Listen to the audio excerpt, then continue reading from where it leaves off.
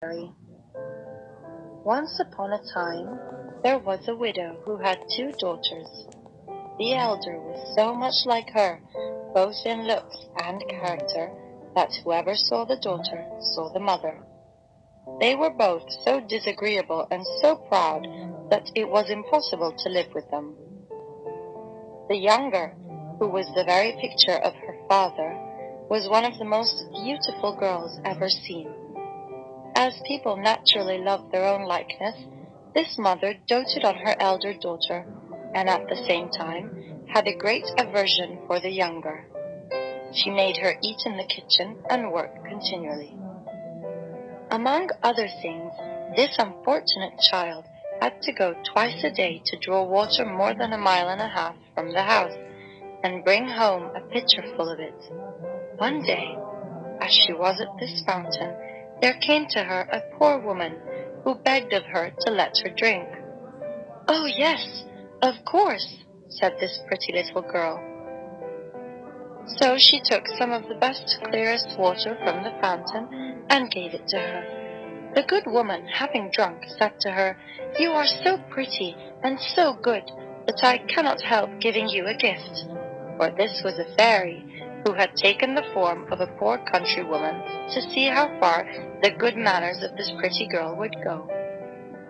"I will give you a gift," continued the fairy, "that at every word you speak there shall come out of your mouth either a flower or a jewel." When this pretty girl returned, her mother scolded at her for staying so long at the fountain. "I beg your pardon, mother," said the poor girl. And in speaking these words, there came out of her mouth 2 roses, 2 pearls, and 2 large diamonds. "What is it I see there?" said her mother, quite astonished. "I think pearls and diamonds come out of the girl's mouth. How happens this, my child?" So the girl told her the story of the old woman.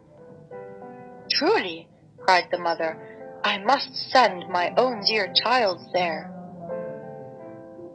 So the other girl went, but grumbled all the way, taking with her the best silver tankard in the house.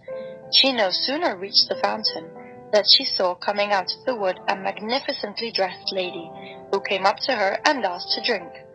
This was the same fairy who had appeared to her sister, but she had now taken the air and dress of a princess, to see how far this girl's rudeness would go. "Did I come here to serve you with water, pray? I suppose this silver tankard was brought purely for your fancy, was it? However, you may drink out of it if you want," said the proud, ill-bred girl. "You are not polite," answered the fairy without anger. "Well then, since you are so disobliging, I will give you a gift. At every word you speak there shall come out of your mouth a snake or a toad." So soon as her mother saw her coming, she cried out, "Well, daughter?" "Well, mother," answered the unhappy girl, drawing out of her mouth a snake and a toad. "Oh, mercy!" cried the mother. "What is it I see? It is her sister who has caused all this, but she shall pay for it." And immediately she ran to beat her.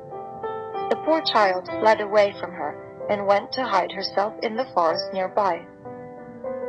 The king's son, who was returning home, met her, and seeing her so beautiful, asked her what she did there alone and why she cried. "Alas, sir, my mother has turned me out of the house."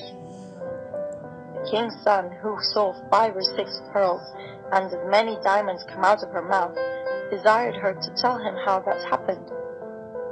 She told him the whole story. The king's son fell in love with her, and, considering that such a gift was worth more than any marriage portion another bride could bring, conducted her to the palace of the king, his father, and there married her, and they lived happily ever after.